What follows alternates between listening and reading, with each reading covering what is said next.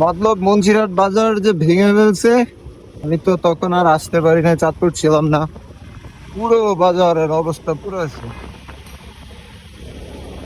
দেখছেন একবারে জাহাজ। এই বাজারটা আসলে ভাঙার উদ্দেশ্য কি আমি সঠিক জানি না, তবে এই রাস্তা দিয়ে যতবার যাতায়াত করছি ততবারই এখানে প্রচুর পরিমাণ জ্যামে পড়তে হয়েছে। আর ছোট রাস্তা হিসেবে এই রাস্তাটা বা এই বাজারটা সবসময় জ্যাম লেগে থাকে।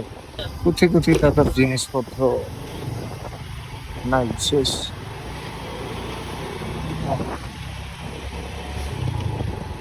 কত মানুষের কর্মব্যবস্থা ছিল। আপনারা কমেন্ট করে জানাবেন আসলে কি বাজারটা উচ্ছেদ করাটা ঠিক হইতে কি ঠিক হয় নাই।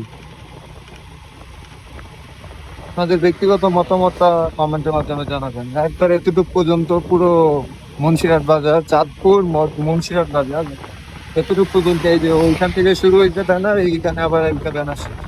এর মধ্যে যতগুলো দোকানপাট ছিল সবগুলো দোকানপাট উচ্ছেদ করে দিত।